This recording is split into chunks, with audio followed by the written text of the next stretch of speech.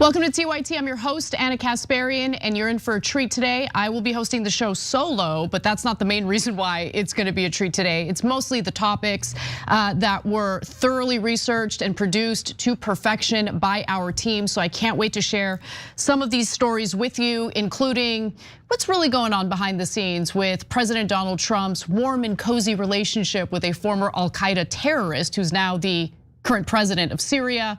We're also going to talk a little bit about an incredible documentary that various media publications are now writing about, including The Dissident over at Substack. It has to do with IDF soldiers essentially confessing on the record to the genocidal crimes that they have committed and what they were essentially told they could do in Gaza, basically just ignore international laws and commit war crimes, but we'll get into specific details on that. We'll also talk about a summit that just took place in regard to the future of Gaza and whether the Trump administration actually has a thorough, well thought out plan in order to ensure that there's peace in that region of the world. And in the second hour of the show, we'll also talk a little bit about economic policy and the fact that the Trump administration, Trump in particular, is absolutely furious at the backlash he has received after promoting the ridiculous asinine idea of solving the homeless crisis, the housing crisis with 50-year mortgages. So we'll get into that as well. Just want to encourage you to like and share the stream if you're watching us live on YouTube. There's a bell. And apparently, like if you don't ring that bell, meaning if you don't click on that bell, you're not gonna get notifications when we upload new content. So do me a favor, just ring that bell, tap it hard, because that's gonna help us and it's gonna notify you when we upload new content. And one other piece of housekeeping before we move on to the rest of the show. On Wednesday, at 5 p.m. Pacific, 8 p.m. Eastern, Cenk Uygur will interview two Iowa Senate candidates on back-to-back, basically, Josh Turek and Nathan Sage. After hearing from both candidates, paying members, individuals who are paying members to this program will get to vote on which candidate they prefer the most. You can help support the show and participate in this by becoming a member, tyt.com/join. All right, without further ado, let's talk a little bit about what happened in the White House yesterday, which should really infuriate most Americans, but I guess some are providing cover for it. Anyway, let's get to the details. You're watching Syrian President Ahmed al-Sharaa, who had been designated as a terrorist by the United States up until last Friday, playing basketball with US military. Now, soon after shooting some hoops, the Trump administration lifted the terrorist designation. We want to see Syria become. Now, soon after shooting some hoops, the Trump administration lifted the terrorist designation, even though al-Sharaa was in fact the leader of an al-Qaeda offshoot in Syria known as al-Nusra. And he is, or was at least, part of the very terrorist group that carried out the worst terrorist attack on US soil, September 11th, 2001. Those terrorist attacks carried out by al-Qaeda. So why would we host an al-Qaeda terrorist, or supposedly a former al-Qaeda terrorist, here on US soil? Why would he be pictured cozying up to the Trump administration? Now, if you think this is a gross betrayal of the American people, Trump wants to ease your nerves. There's nothing to worry about here. See, last May, and through an executive order, of course, the president lifted economic sanctions against Syria. Now, you might be wondering why, considering the fact that a former al-Qaeda terrorist is now the president of Syria. Well, after meeting al-Sharaa for the first time in Saudi Arabia in May, Trump called the Syrian leader a young, attractive guy, tough guy, strong past. Strong past? Strong past. Let's talk about his past a little bit. Tough guy with a strong past. Okay, so look, in anticipation of the US invasion in Iraq in 2003, Ahmed al-Sharaa was recruited in Damascus to fight the United States in Iraq. Now, that recruitment was very appealing to him because he did, in fact, join al-Qaeda in Iraq in fighting our soldiers in that country, in that war that we shouldn't have started in the first place. Let's be clear about that.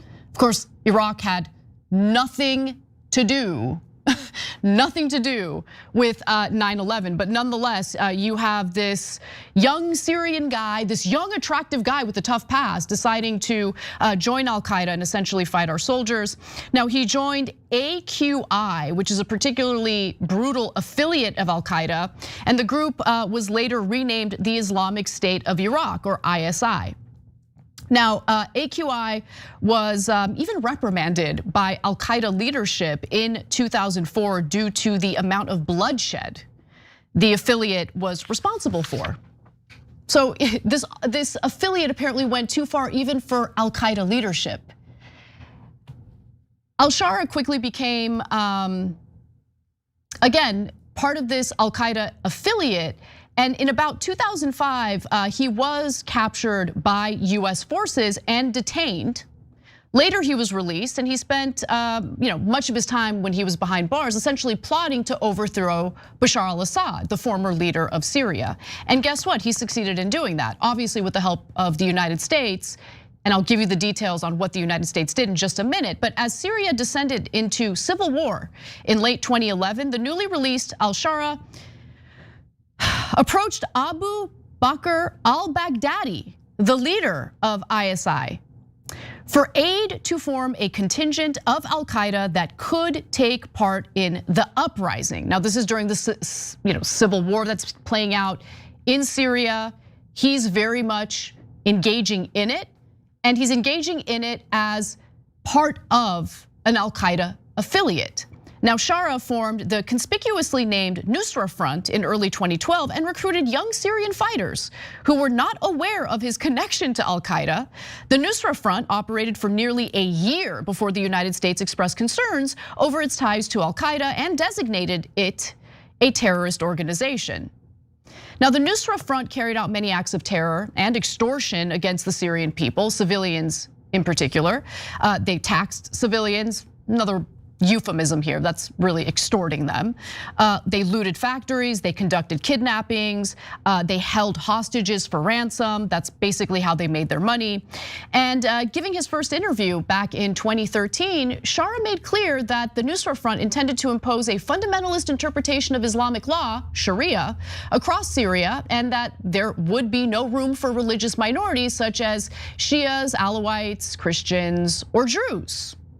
And in fact, there have been some killings taking place in Syria under his leadership of Druze, of Alawites. But in 2015, after Russia prepared to essentially intervene in that proxy war in Syria on behalf of Bashar al-Assad in order to keep him in power, of course, al-Sharaa changed his tone and became a lot more conciliatory.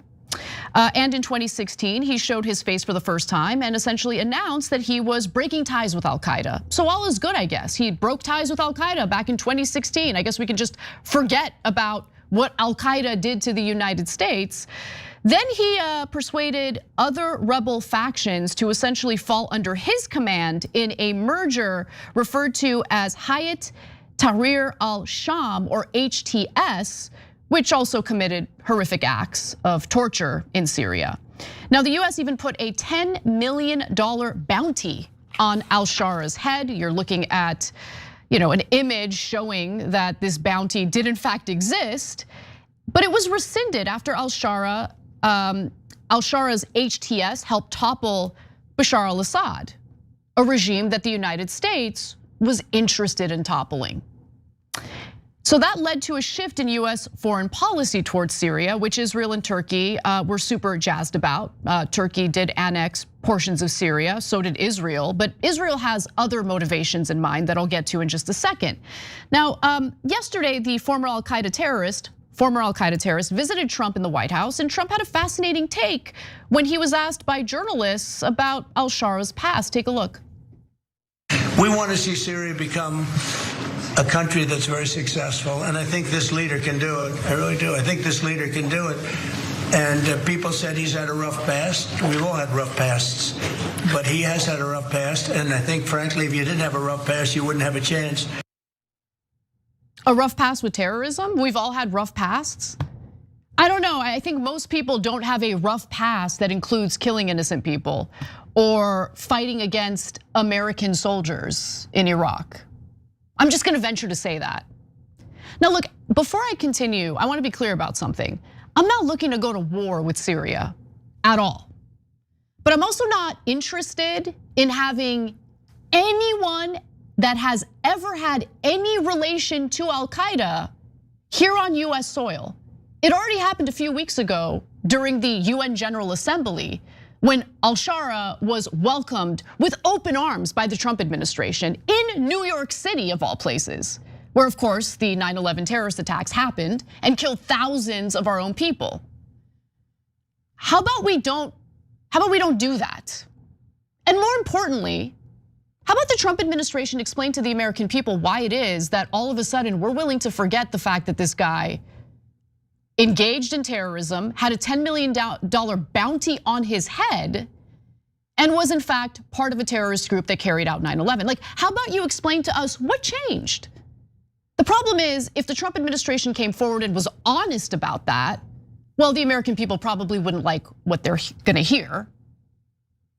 So I'll do it, because I think it's important for people to know. Because our relationship with al-Sharaa has nothing to do to benefit the American people or this country. It does have to do with what's currently transpiring in the Middle East. So I'll get to those details in a minute, but the White House wasn't the only place that al-Sharaa visited while he was in the US.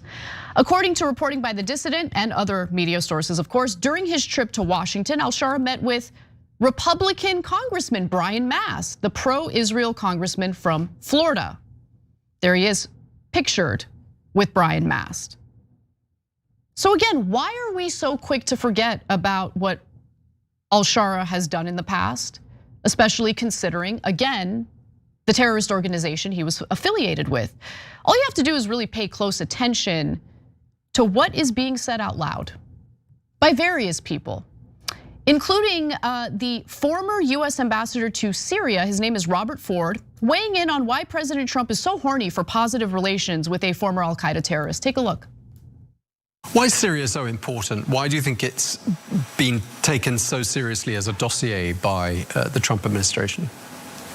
I think the Trump administration in the Middle East is still very concerned with the counterterrorism dossier. And so Syria plays a big role in that. The Trump administration is concerned about counterterrorism, which is why he's cozying up to a terrorist to engage in counterterrorism. But later Ford says the quiet part out loud, which I really appreciate. Take a look at this. I think the Trump administration in the Middle East is still very concerned with the counterterrorism dossier. And so Syria plays a big role in that. I should include there Hezbollah and Iranian influence. The Trump administration, it takes a tough line on Iranian influence in the Middle East, as did the Biden administration and the first Trump administration before this Trump administration. Sharaa is vehemently against Hezbollah influence in Syria. That's another area where the United States and Syria can cooperate. And because Sharaa is against Iranian influence and Hezbollah influence in Syria, that is a plus for Israeli national security interests. So this is about Israel's national security interests. That's the national security that our government here in the United States is concerned about. I mean, obviously we have all sorts of issues here at home. Obviously the idea of cozying up to a former al-Qaeda terrorist is an insult to the American people, considering how the 9/11 terror attacks, again, killed thousands of our own, ended up dragging the United States and our military into decades-long wars in the Middle East. We currently have soldiers, veterans, who suffered very real consequences of multiple deployments. PTSD, limbs missing, ailments that they'll have to deal with the rest of their lives, for the rest of their lives. But hey, we're concerned about Israel's national security. And by the way, that's the country, if you don't remember, that has the nuclear weapons that they're pretending like don't exist. You know, the nuclear weapons that any other country, if they had it, would have been able to use. But instead, they have this They have to be part of the non-proliferation treaty. Not Israel, though. They're not part of the non-proliferation treaty, but they're the victims always. They're always the victims, they're always unsafe. And so it's really, really important that the United States cozy up to, I'll give them this, I'll take them at face value, a former al-Qaeda terrorist on behalf of Israel's national security. It's unbelievable to me that this is happening. It's happening right in front of our faces. And there's a portion of this country that's like totally providing cover for it. How is it not insulting to have a former al-Qaeda terrorist on US soil in New York City at first, and then weeks later in Washington, D.C., in the White House, playing basketball with members of our military, and then people get real upset when conspiracy theories about 9/11 start to swirl. Because here's the thing, when you see that our government is so quick to forgive someone who's part of Al-Qaeda, you start to wonder, I mean, did Al-Qaeda really carry out this attack? I believe they did. I just think that there is like no telling how low our government will go on behalf of Israel. They will make nice with former terrorists who were part of a terror group who carried out the absolute worst terror attack on US soil if it means that they can broker some sort of deal that will benefit Israel and its national security. But we went way further than that, guys. I don't want you to think that, oh, the US was just kind of staying out of Syria, and then organically there was an uprising and a civil war. That uprising, by the way, began as something organic and then was exploited by foreign actors. Now, the US certainly exploited the initial organic uprising against Bashar al-Assad in Syria. And how did they do that? By arming terrorists. So I want to give you some details about that, because in the book, The Fort Bragg Cartel, journalist Seth Harp wrote the following. In March 2005, dozens of neoconservative pundits close to President George W. Bush, as if acting on a single cue, had simultaneously begun to speak of their hopes for an Arab Spring, a populist uprising that would topple or weaken Arab governments across the Middle East and North Africa that were unfriendly to Israel and America. He also added that Washington's efforts to overthrow Bashar al-Assad, who, like Saddam Hussein and Muammar Gaddafi, was an outspoken and belligerent foe of Israel, redoubled amid the Arab Spring protests. And we actually had a covert operation taking place in Syria. It was a CIA covert operation, one of the most expensive programs, covert programs in US history. It's $1 billion program with the code name Timber Sycamore. According to the dissident on Substack, or I'm sorry, this is actually from the Fort Bragg Cartel book that I was referring to earlier.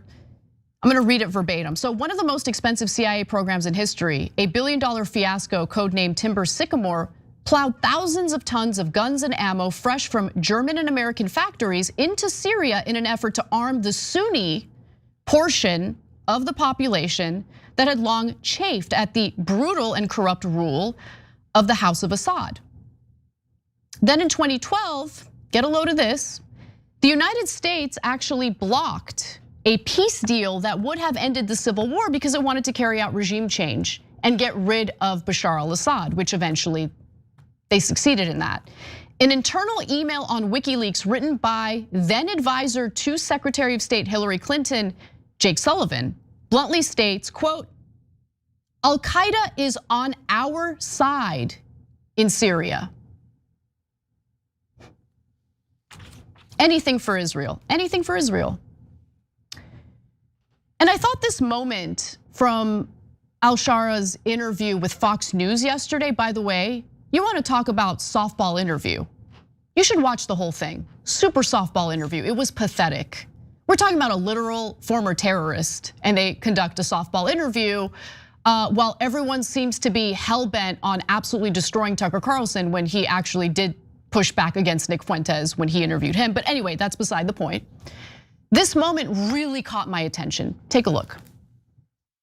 Has President Trump raised with you, discussed with you, your own past affiliation with al-Qaeda terrorism? I think this is a matter of the past. Now, we did not discuss this actively. We talked about the president and the future. We talked about the investment opportunities in the future. Do you, Mr. President, have regrets that al-Qaeda carried out those attacks that killed 3,000 Americans? I was only 19 years old, so I was a very young person, and it didn't have any decision-making power at that time, and I don't have anything to do with it.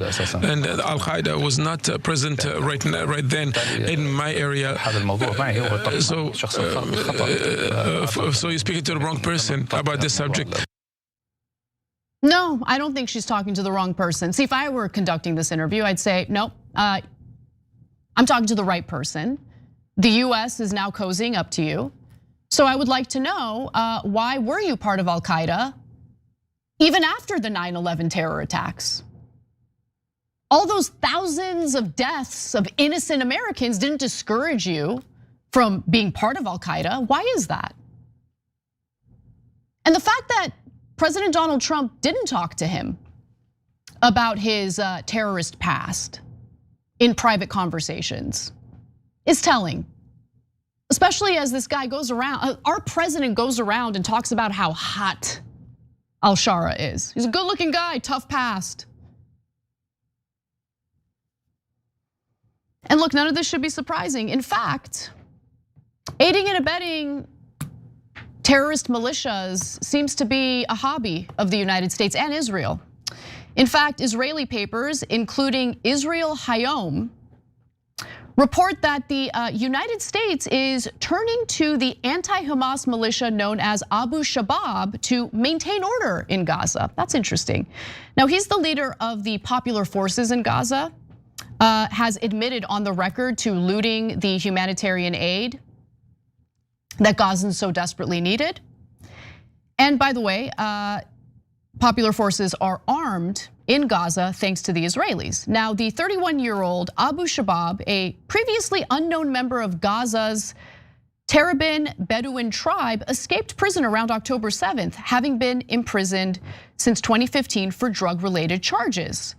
Drugs are reportedly smuggled into Gaza through Egypt's Sinai and, according to analysts, are run by ISIL-affiliated groups.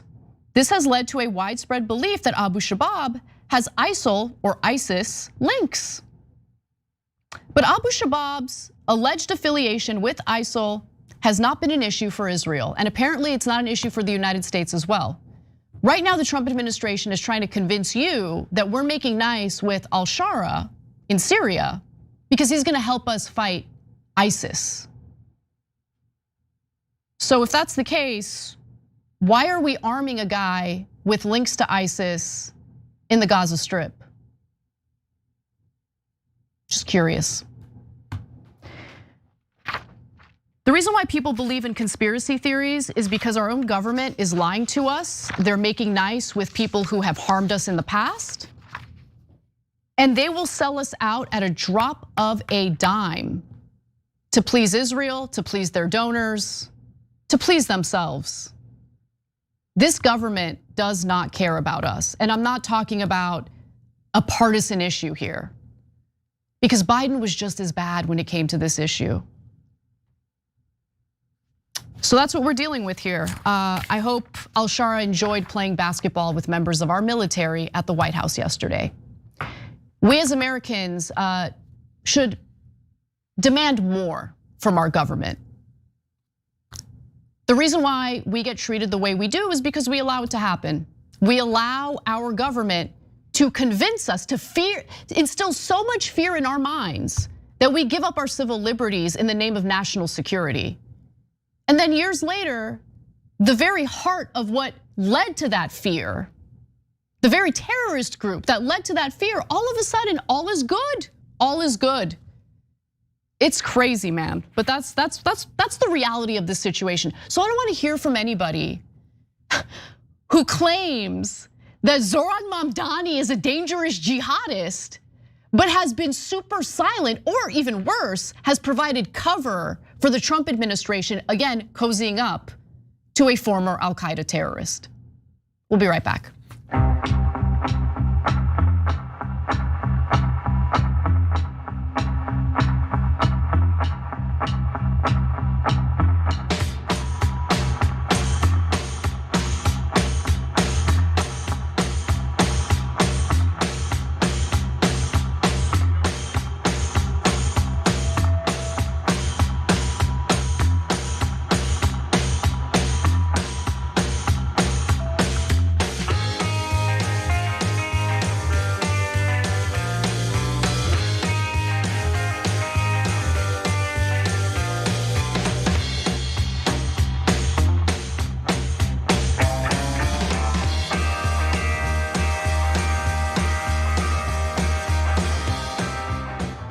A comment from Just Jim, who says that Japan attacked America at Pearl Harbor, but in less than 20 years, Japan was an ally. How about that, Anna?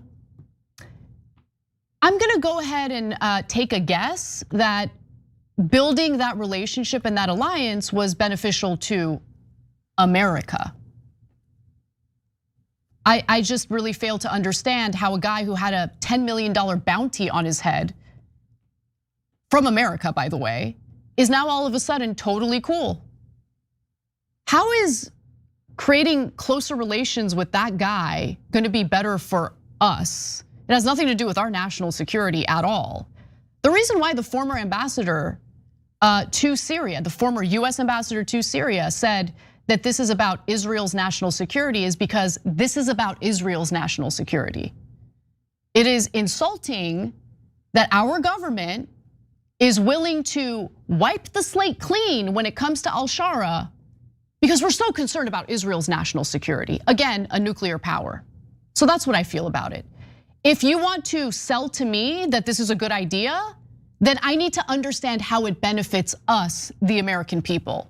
If you don't have an answer to that, I'm not interested in hearing anything you have to say. Tap, tap, tap, is the mic on, says al-Sharaa, good guy, Mamdani, bad guy. In the simple mind of a president for sale with the IQ of a golf ball he loses in the woods while he cheats at golf. While he cheats at golf. Commander Bone Spurs is a blight on our American history. I gotta be honest with you though, tap, tap, tap. Biden was normalizing relations with al-Sharaa as well.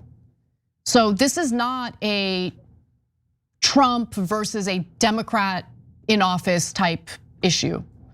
This is an issue having to do with the US government's insane relationship, unwavering support, and endless concern about a foreign country, and that foreign country is Israel. That's the problem here. Jenks Left Tricep of Fury says, Anna, we allow our government to be sold to the highest bidder. That's exactly right. That is exactly what's happening right now. It's absolutely sick. Michael Cotavelli says, same people that have cozied up to Syria's president have called the new mayor of New York a terrorist to be deported. Exactly.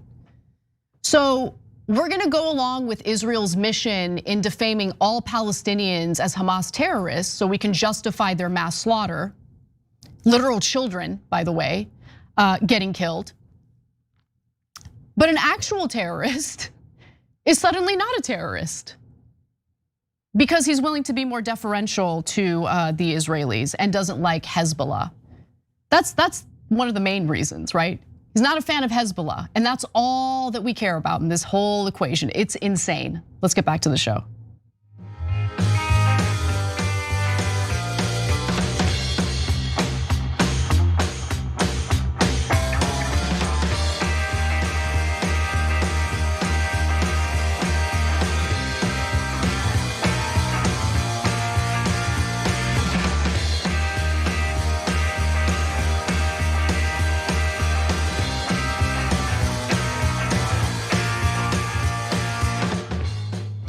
YTP renewed in our member section makes a pretty devastating point. Here in the United States, former felons can't even get jobs because of their past. But if you were a part of al-Qaeda, which carried out the worst terror attack on US soil, it's totally cool. You'll get invited to the White House, shoot some hoops with members of our military. Anyway, let's move on to some interesting reporting from Politico about the questionable future of peace in the Middle East, specifically in Gaza. So it turns out that documents circulating among US officials that have been obtained by reporters over at Politico indicate that there is a serious lack of a clear path forward in President Donald Trump's peace plan in Gaza. Now, the documents were presented just last month during a 2-day symposium that included US Central Command and members of Israel's newly created Civil Military Coordination Center, which is part of this agreement between Israel and Hamas, which of course went into effect last month on October 10th. Now, it was attended by Lieutenant General Michael Fenzel, who is the United States Security Coordinator for the Israel-Palestinian Authority. And along at this symposium, you also had the Defense Department, or at least members of the Defense Department, the State Department, non-governmental organizations, NGOs, and private companies, including the Rand Corporation. So they're getting together, they're thinking about, all right, there's some holes in this peace plan. Let's try to figure out what these holes are. Let's try to fill them.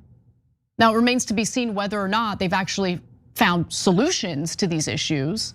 But anyone who paid any attention and actually cared about the granular details of Trump's supposed peace plan, you would know that it wasn't a peace plan, that there were looming questions ahead.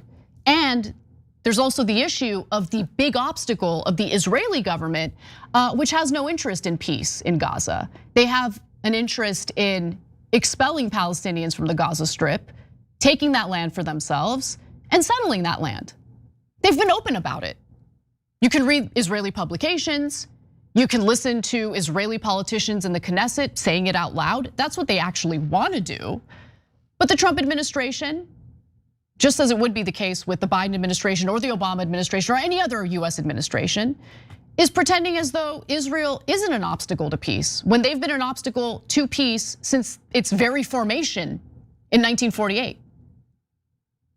So the presentation surfaces a particular concern about whether a so-called international stabilization force, a multinational security initiative meant to keep peace in Gaza, can really be deployed. We're gonna revisit that in just a minute because countries that were thinking about participating in this peace deal are kind of starting to realize that, oh wait, it kind of looks like Israel just wants us to fight Hamas in Gaza on their behalf. Again, we'll get back to that in just a minute. One slide shows an arrow with a question mark on it, linking the first and second phases of the US brokered peace plan, underscoring the uncertainty about its prospects. Uncertainty is one way to put it. I would say there is certainty that whatever ends up transpiring in Gaza is not really gonna be about peace. It's gonna be about essentially dealing with the Palestinian people, either pushing them out or maybe even taking more than the 53% of the Gaza Strip that Israel is currently occupying and just kind of push Palestinians into an ever shrinking piece of land. We'll see how it plays out. But again, there's these gaping holes in this so-called peace deal that they're trying to find solutions to. That's the whole point of the symposium. One symposium participant even told Politico the following: divorced from the peace deal is a plan of how to actually implement this peace deal. Everyone is floating around at 40,000 feet and nobody is talking operations or tactics. And again, the other huge question mark really has to do with this so-called international stabilization force. Okay, like how would that work? Who's gonna be involved? You know, the countries that have been essentially solicited to take part in this are in fact concerned that they'll just end up sacrificing military assets and their own soldiers to fight Hamas on behalf of Israel.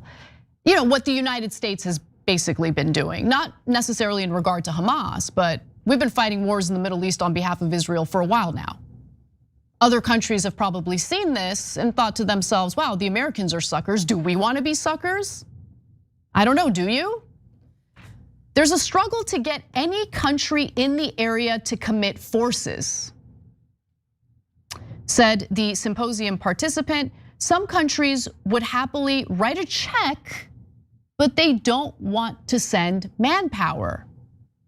Remember, the US government is the only government that's willing to sacrifice its own soldiers on behalf of Israel. Now, Indonesia, Azerbaijan, which was given weapons to ethnically cleanse Armenians in Nagorno-Karabakh by the Israelis, and Pakistan have offered to provide troops. Turkey also offered, but Israel's like, no thanks, no thanks. They apparently don't trust the Turks. Now, one thing that is certain is that the United States is going to have a very big role in this, and very likely for decades to come. So one organizational chart included in the documents details plans for significant US involvement in Gaza, even beyond security matters, including overseeing economic reconstruction. The Palestinian body that ultimately governs Gaza, let's all just stop and laugh at the notion that that's what the US and Israel are planning, that there's going to be some sort of Palestinian body that ultimately governs Gaza. How hilarious is that? Like, they just lie to our faces, and Politico just like writes it as if they're gonna take what the Trump administration is saying at face value, even while the president's own son-in-law, Jared Kushner, openly salivates about the real estate deals he's gonna be involved in Gaza, oceanfront property. Let's go back to that graphic for a second. The Palestinian body that ultimately governs Gaza will need long-term US and international support, one document states. Security and police forces may need outside funding and advising for decades. So the US, again, is gonna be very much involved in this, likely for decades to come. But as Israeli publication Ynet Global reports, the US is actually planning to commit $500 million, it's $500 million, to form a base near the Gaza border to support the ceasefire. According to Israeli officials, the planned US base along the Gaza border would house several thousand troops tasked with maintaining the ceasefire. The move signals Washington's determination to deepen its involvement in the Israeli-Palestinian conflict. Again, that's Ynet Global, an Israeli publication. Thousands of our soldiers will be deployed to that base along the Gaza Strip in order to, I guess, do Israel's dirty work. I mean, the way that it's being written about, it's all about maintaining peace or stabilizing the region. But as we know, US involvement in the Middle East hasn't really been about stabilizing the region. If anything, US involvement in the Middle East has destabilized the region to the point where we've had mass migration, refugee crises, we've overthrown regimes, we've destroyed entire countries. The paper writes that Israeli officials said the facility would be used by international forces operating in Gaza to help maintain the ceasefire and could accommodate several thousand soldiers. Great, all right. So guys, Gaza has been leveled. Jared Kushner is on the record saying we're only gonna rebuild or reconstruct the 53% of the Gaza Strip that the Israelis are currently occupying. If you listen to hearings in the Knesset in Israel, they're very open about how the intention is to settle that land with Israeli settlers. The whole point is to erase the Palestinian people from the Gaza Strip. They say it out loud. But here in the United States, we have media that engages in this weird dog and pony show where they insult our intelligence and make it seem like the side that we are aligned with is the good side, when they're really the terrorists who have just slaughtered tens of thousands of innocent people in Gaza, who have facilitated the theft of Palestinian homes in the West Bank, which had nothing to do with October 7th, which isn't governed by Hamas. There's supposed to be a ceasefire right now between Hezbollah and Israel in Lebanon, but Israel's bombing the crap out of southern Lebanon as we speak. What are we talking about here? That's the reality of the situation. This isn't about peace. This is about aiding and abetting an expansionist project by the Israelis while laughing in our face and insulting our intelligence. That's the reality. Now, how do I know that? Well, look, one of the biggest obstacles to peace happens to be the Israelis. And why do I say that? Well, why don't we take a look at how this genocide was carried out in the Gaza Strip? And I do say genocide because turns out IDF soldiers have also identified it as a genocide. So let's get to those details. We're now learning that more and more IDF soldiers are openly confessing to the genocidal acts that they engaged in the Gaza Strip. Some of them are identifying themselves, others are speaking on the condition of anonymity. But this was all detailed in a new explosive documentary titled Breaking Ranks Inside Israel's War. The interviews in this documentary feature IDF soldiers who admit that they routinely used the slogan, quote, "There are no innocents in Gaza." Even though more than half the population in the Gaza Strip, as of October 7th, were under the age of 18, meaning most of the people living in Gaza were minors. Didn't matter. All those little kids, Hind Rajab, that little girl who was shelled to death by the Israelis as she was trapped in a car full of her dead relatives, she's also a terrorist in the eyes of the Israeli government and the IDF. And that's based on what IDF soldiers are saying, based on the slogan that they chant. There are no innocents in Gaza. One soldier said that you can hear that all the time. You can hear that all the time. And when you hear that all the time, you start to believe it. And their actions prove that they certainly did believe it. So Yotam Vilik, an armored corps officer in the IDF. So here's one of the IDF soldiers admitting on the record, revealing his name, that one time the brigade rabbi sat down next to me and said that we must take revenge on all of them, including civilians, that we shouldn't discriminate, and that this was the only way. One IDF Air Force colonel admitted, quote, "I think the use of force on Gaza is probably unprecedented in combat in terms of the explosives dropped per square mile. The atomic bomb on Hiroshima and Nagasaki aside, I don't think that even during the bombing of Dresden, there was a higher density of explosives used." I like that they're at least admitting it. And if you've been paying attention to Israeli media, there have been a lot of admissions that get no play here in the United States, no attention here in the United States. When another IDF Air Force colonel was asked, how many people is it legitimate to kill a Hamas battalion commander? He replied, "I'm far right in my views. I think there's no limit. If you ask me, I would have pushed them all into the sea with D9 bulldozers after October 7th. These are people that we're working with to broker a peace deal with in Gaza.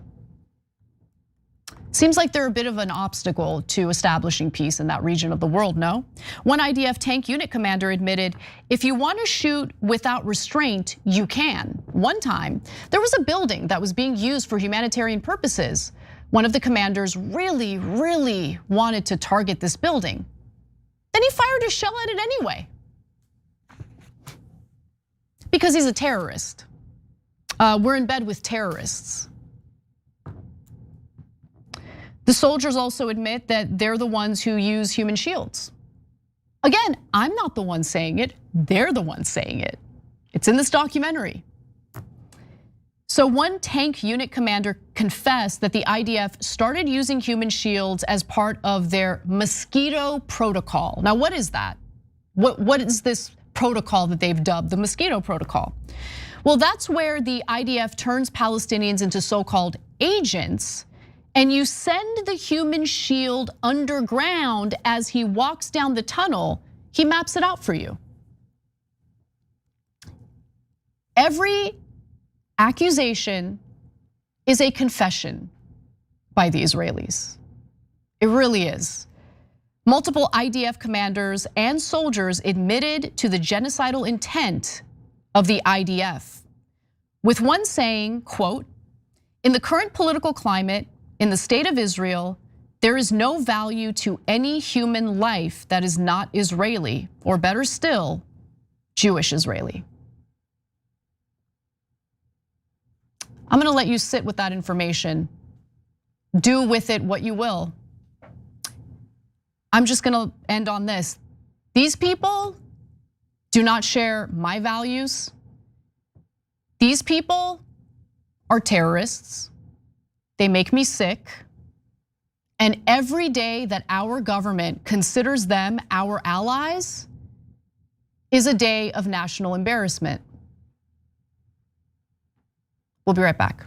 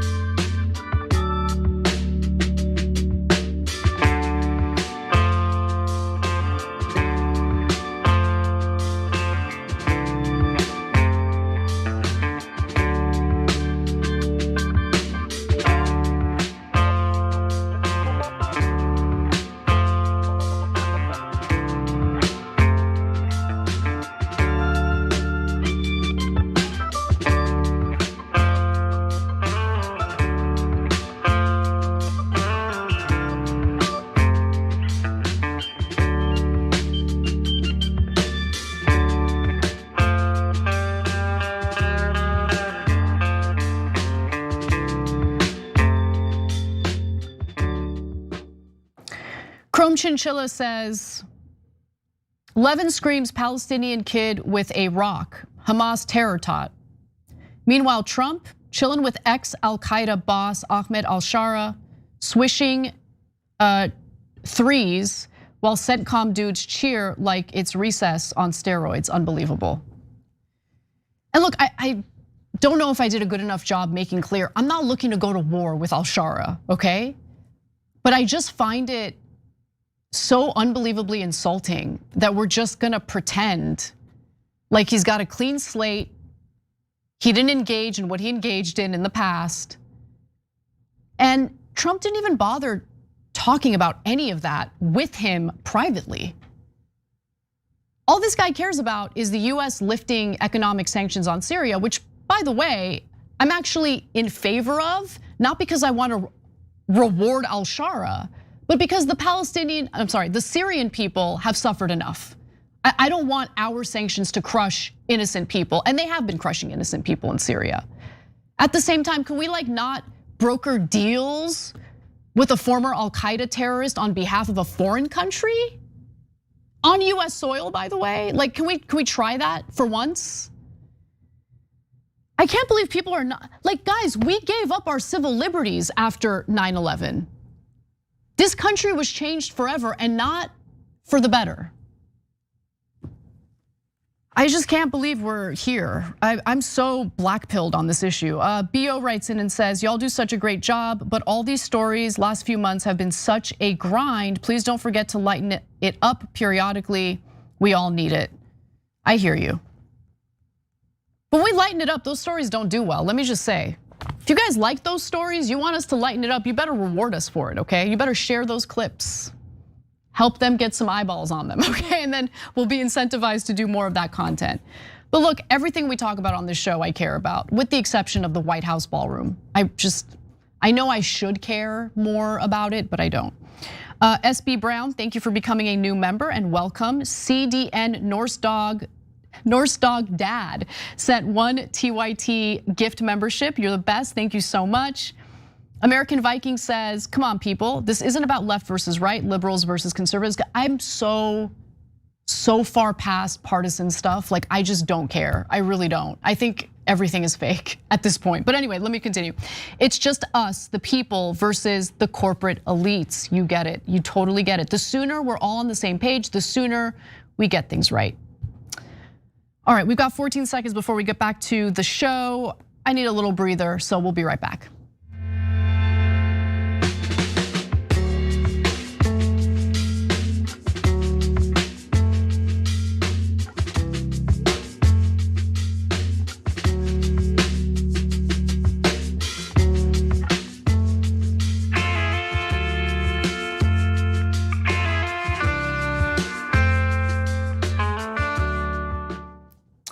Welcome back to the show, everyone. I have a live read to share with you, and then we'll get back to the rest of the news today. Let's talk a little bit about Noble Mobile. TYT and Mobile Noble are teaming up to help you save money and take on the big wireless companies that are absolutely ripping you off. Noble Mobile is the only wireless plan that pays you to use your phone less. Switch to Noble's No Bull plan and get unlimited data for only $50 a month.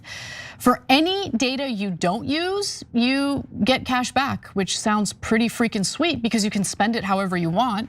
Stop letting your unused data go into the pockets of billionaires and shareholders. Ew. Switch to Noble and take control of your data and save money at the same time. People who switch to Noble save an average of $500 to $1,000 a year on their phone bill, which is a nice chunk of change. Switch to Noble today by visiting go.tyt.com/switch. It supports TYT and our mission of delivering true independent media. Again, that's go.tyt.com/switch. All right, let's get back to the rest of the news. Let's talk a little bit about the latest findings on Jeffrey Epstein. While the Trump administration wants us all to forget about the Epstein files, the fact of the matter is there is some incredible reporting happening over at Dropsite News. Highly, highly recommend it. So let's get to the details. An Israeli military intelligence officer happened to stay at Jeffrey Epstein's Manhattan apartment on at least 3 separate occasions, and that's according to a new report from Dropsite News. Now, Epstein may have even wired money to him, once again raising questions about Epstein's alleged ties to Israeli intelligence networks. Alleged. Now, Dropsite compiled some of the evidence for this story from former Israeli Prime Minister Ehud Barak's hacked emails. So we have that. Super interesting. In addition to Epstein's personal schedules, which were in fact released by the House Oversight Committee just last month. Now, the intelligence officer that we're referring to here, that was reported by the Dropsite News story, is a man by the name of Yoni Koren. Yoni Koren, Israeli military intelligence officer who stayed at Epstein's Manhattan apartment on at least 3 separate occasions. And here's what we know about him. He started his career in the research division of the IDF's military intelligence directorate, which is called Amman. And he eventually rose through the ranks to become a senior officer. Now, in 1985, Koren worked on a covert campaign with Mossad to help Syrian intelligence kidnap PLO operatives traveling from Cyprus to Lebanon. And he also worked very closely with Israel's former Prime Minister Ehud Barak. He did so for years while serving as his chief of staff. While serving as the chief of staff for the IDF, managing his schedules and his operations. Now, Barak's friendship with Epstein has been well documented. We actually have images of him entering Epstein's apartment. So we've known about that already, but he did. So that's well documented. He met with Epstein dozens of times. He flew on Epstein's jet and once visited the infamous Epstein Island. We're talking about Ehud Barak here. Now, one of the times Koren stayed at Epstein's place was while he was working as a senior aide to Ehud Barak. Now, after Barak left the IDF, Koren headed his staff as interior minister, then foreign minister, and then after that, defense minister. And the details here are super interesting. After Barak's retirement, Koren was a covert fixer in Washington who enjoyed special access to senior national security figures, I'm sure he did, including Leon Panetta and his senior advisor, Jeremy Bash. As soon as Barak left the Israeli government, Koren became a key go-between for Barak and the American and Israeli intelligence communities.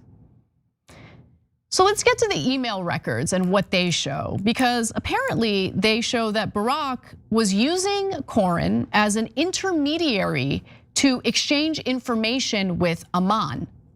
Koren was also active in Epstein and Barak's efforts to source cybersecurity startups from the technology research units of Amman, demonstrating how enmeshed in Israeli spy networks he remained. So now let's get to some details about his stays at Epstein's Manhattan apartment. By the way, are you guys seeing the intertwined nature of Mossad and the CIA and the fact that they had a relationship with Epstein in the first place? So that child trafficking that took place wasn't part of a blackmail operation. Are we stupid? I'm sorry. I don't believe anyone who tries to pour cold water on the fact that Epstein was running a blackmail operation. It's so obvious. I mean, how else do you explain the unwavering commitment to Israel, regardless of who's in charge in that country, regardless of the political makeup of the Knesset, regardless of what type of atrocities Israel is carrying out, regardless of how much money it costs the American taxpayers and how much it destroys the economic health of this country to keep up with this charade? No, there are American politicians and elites in the US, powerful, influential people who might be pedophiles and do Israel's bidding because they don't want that information to come out. Like, it's just so obvious, guys. It's so obvious. But anyway, let's talk about Corin's stays at Epstein's apartment. So Corin was also active, so let's talk about the first stay. The first stay at Epstein's Manhattan apartment was back in February of 2013. So this is when he was working as Ehud Barak's senior aide. Now the following year, according to Epstein's personal calendars released by the House, Corin stayed at Epstein's spare apartment again for the first 2 weeks of October 2014. The calendar released by the House committee reads, reminder, Yoni in apartment September 30 through October 13th. And then in the weeks preceding his stay at Epstein's apartment, Corin maintained contact with spies in Amman, despite his supposed status as a private citizen. And then there was his third stay that we know of. There might be more, but in terms of the reporting we're seeing from Drop Site News, they were able to identify 3 separate occasions. Let's talk about the third one. His third stay at Epstein's apartment was for 10 days in September. That's a long time.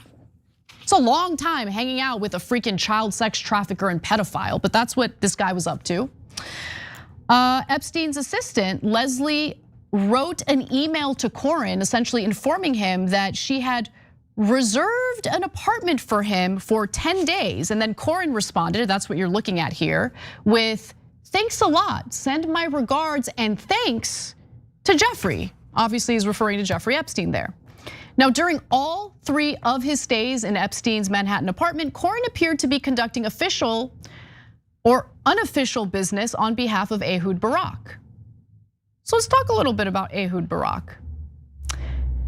Because in February of 2015, a few months before Corin's third visit to Epstein's Manhattan apartment, leaked emails show that Ehud Barak was actually sending Epstein bank details for funds that were to be wired to Corin's Citibank account. We have the evidence right here. Let's take a quick look at that. There it is, that's the email. Obviously the account numbers and all that have been redacted, but it's from Ehud Barak to Jeffrey Epstein. Hi Jeff, that's the info. Then you have the account number. DropSite could not determine the purpose of the wire transfer or confirm whether or not the funds were successfully sent to Corin. All we know right now is that a former prime minister of Israel got into contact with Jeffrey Epstein to provide bank account details of an Israeli spy so Epstein can wire money to this individual. Okay.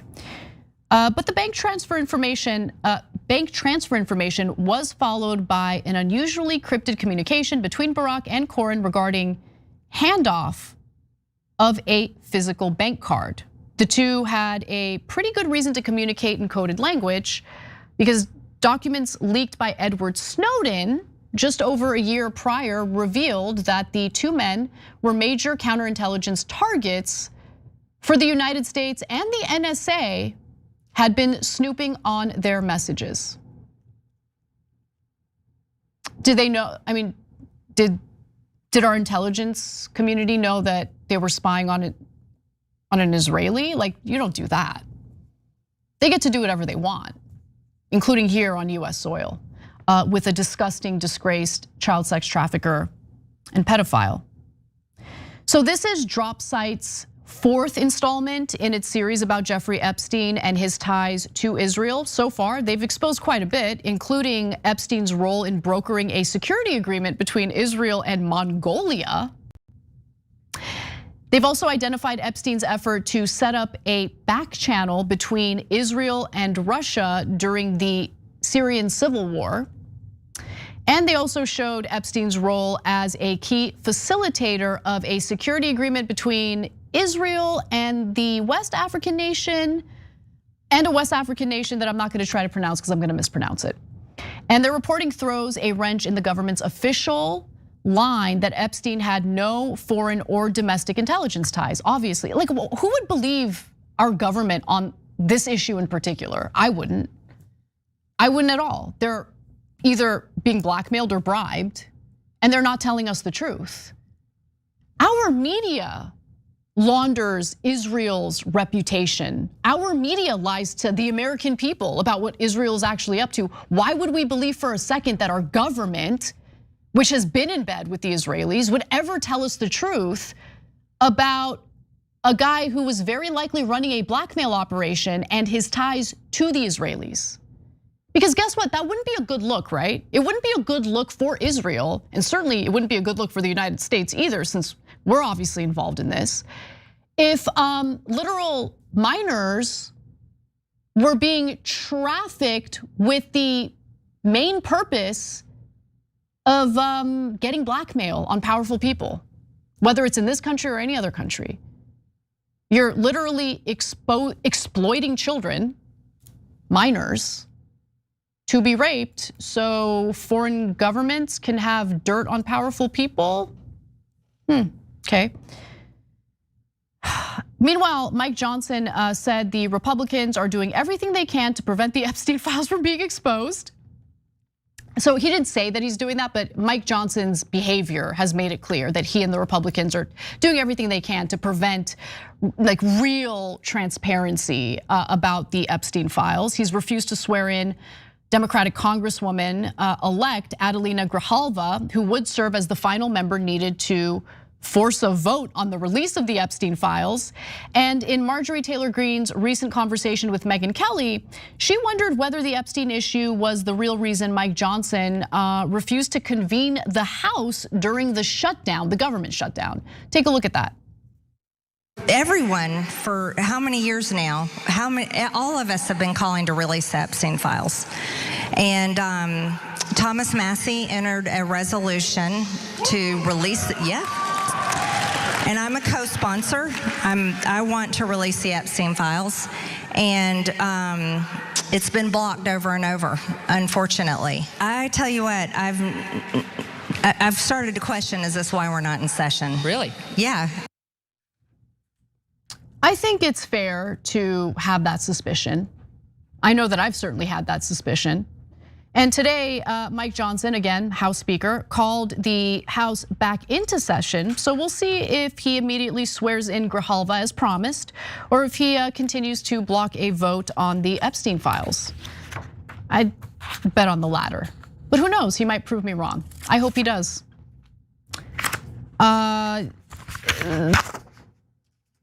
Israel's involvement with Epstein is disgusting. And the fact that our government is trying to cover this all up is even more disgusting. We'll be right back.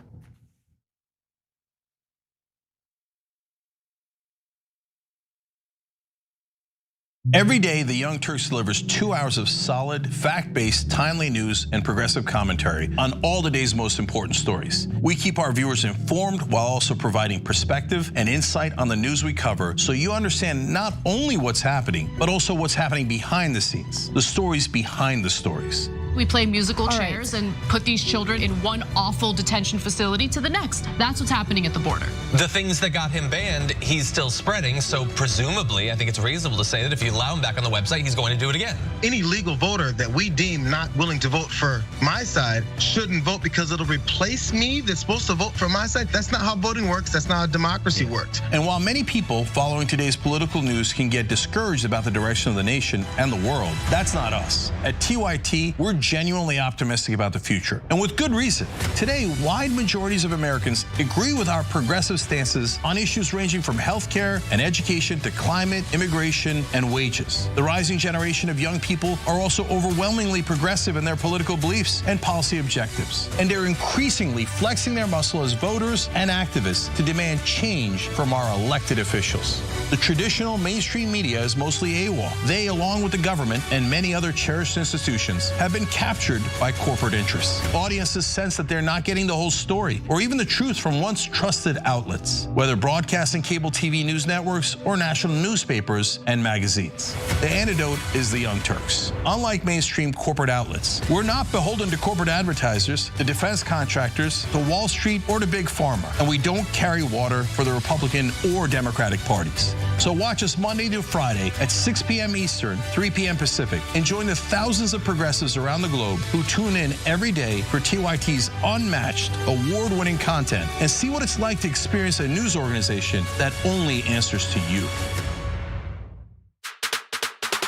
Indisputable, exclusive, disputable, exclusive. We brought you this first. No other news agency has this video. No other news agency has this story. Every week on Indisputable, we do original, exclusive, investigative reporting you'll find nowhere else. Our reports have been viewed by millions. Hosted by Sean King, Ben Crump, Senator John Ossoff. You, through your investigative reporting, unearthed very troubling allegations about specific forms of abuse and discrimination in the federal prison system. We catching these cases on camera. Just imagine the things that we don't see. Our groundbreaking investigations and exclusive interviews bring you the real voices no one else wants you to hear. We tell the stories. Imagine a prison that is so racist, the corrections officers contact me. That is a life or death situation being created. A black woman who was driving for Uber was allegedly assaulted by a white male passenger. After we got involved, roughly 24 hours later, the police all of a sudden opened up an investigation. What was going through your mind when bullets were simply flying inside of your vehicle? Honestly, I thought I was going to die. Did these officers ever say that you fit the description of somebody they were looking for? Did they say that? Never. Okay, that means they lied. And we want you to be part of our truth-telling movement. Send pictures and video of stories no one else is telling and a 1 or 2 paragraph summary of the story to Indisputable's exclusive tip line at indvideos@tyt.com. If you have more information about what's happening at this particular facility, please let me know. Together, we're challenging the system, and together, we're making a difference. I have the entire background to this story, and it is going to make your blood boil. Indisputable with Dr. Rashad Ritchie, unveiling the truth, empowering the people. Weekdays at 2:30 p.m. Eastern, 11:30 a.m. Pacific.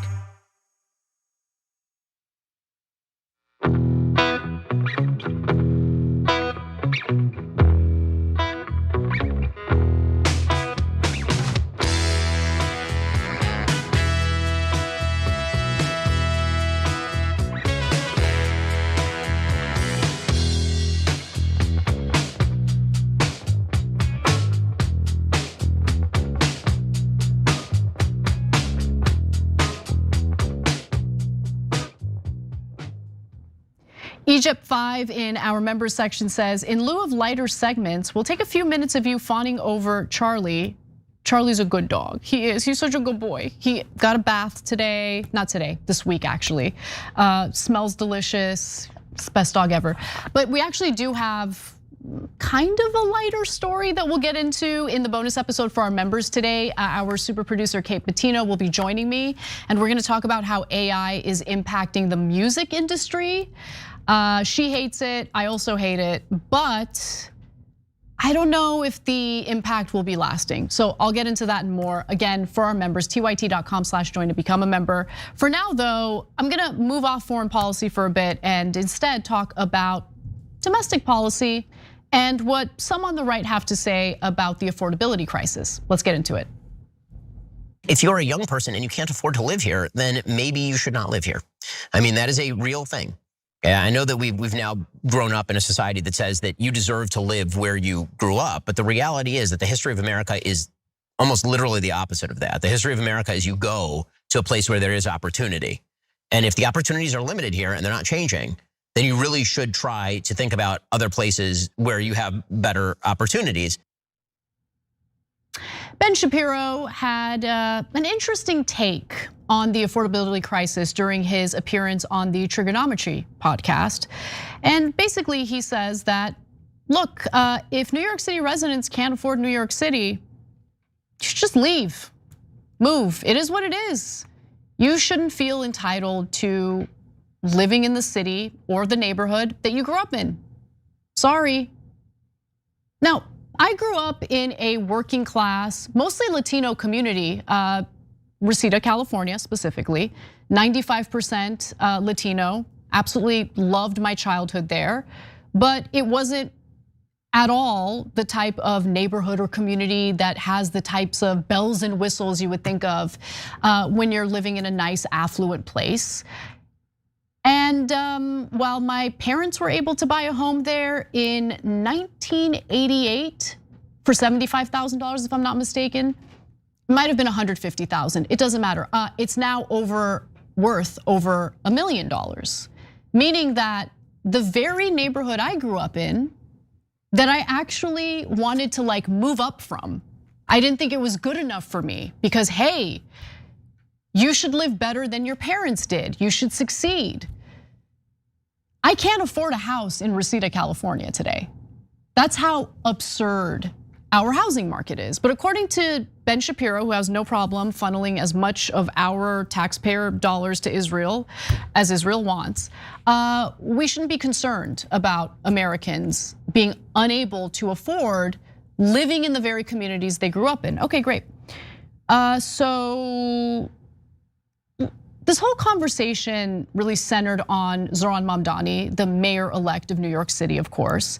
And he repeatedly stated that there is plenty of opportunity for young Americans to improve their own economic conditions. But maybe they're just too entitled to see it, right? Now, here's more of his argument. Let's watch, and then I'll respond. We have trained an entire generation of people to believe that if their lives are not what they want them to be, it's the fault of systems, as opposed to decisions that are in their own control. And politicians absolutely have a stake in selling that. A lot of people in our industry have a stake in selling that. It makes people feel good about themselves and bad about the world. And the reality is, if you want a better life, you should feel better about the world and worse about yourself until you actually, go do the right thing. What's the one thing we're not talking about that we really should be? I think we actually talked about it. I think that the generalized lack of political voices speaking to the vast opportunity available to young people in America and in the West, and their capacity to actually get ahead if they make good decisions, that lack is being direly felt, and it's having its ramifications across all of politics, foreign and international. Okay, so how does he square that circle as it pertains to artificial intelligence and the main purpose of artificial intelligence and automation, which is to get rid of human workers and replace them with technology? Those are opportunities that are being stripped away from the American workforce. And so what happens then? And we're not just talking about, oh, these are antiquated, factory work jobs that you can easily replace with robots, who cares?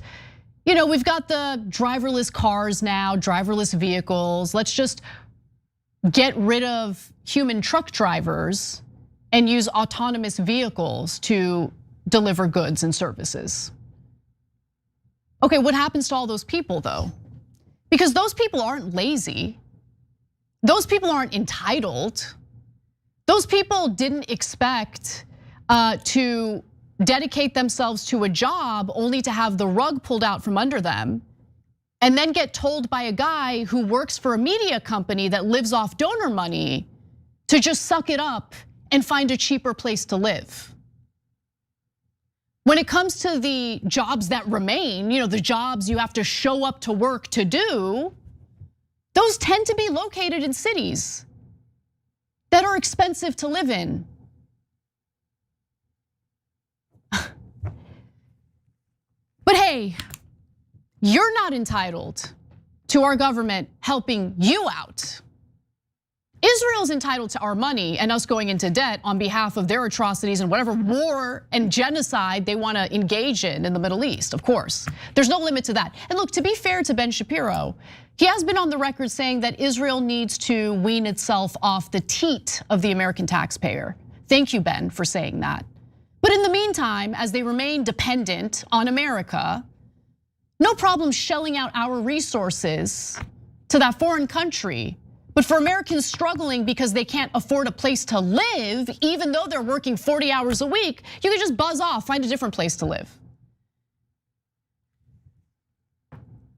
It's infuriating because there is this foundation to his argument that's fundamentally flawed. And the foundation to his argument is that we're just all a bunch of entitled bums who don't want to work and think we should have mansions handed to us anywhere we want to live.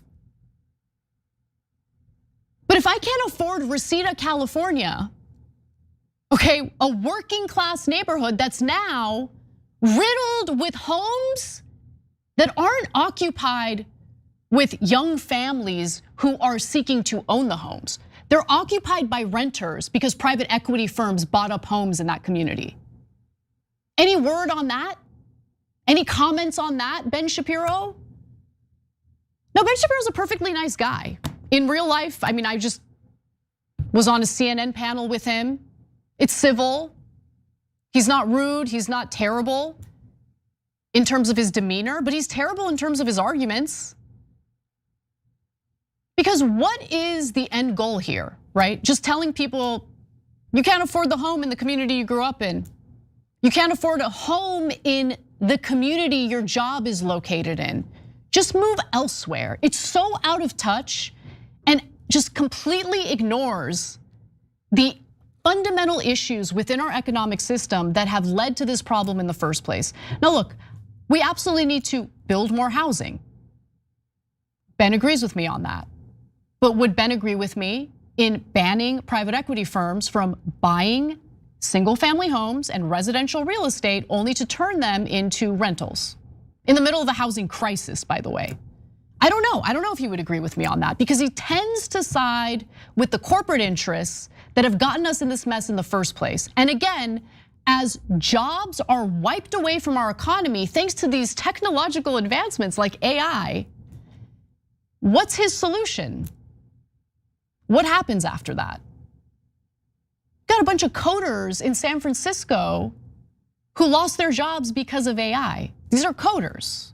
So learning to code isn't even a solution anymore. But you know what, since we're talking about technology, why don't we go to the next clip where Ben Shapiro seems to have a far more rosy perception of these technological advancements than I do. Take a look. When you talk about your grandparents, yes, our grandparents would be amazed by the smartphone and all of the other things you talk about.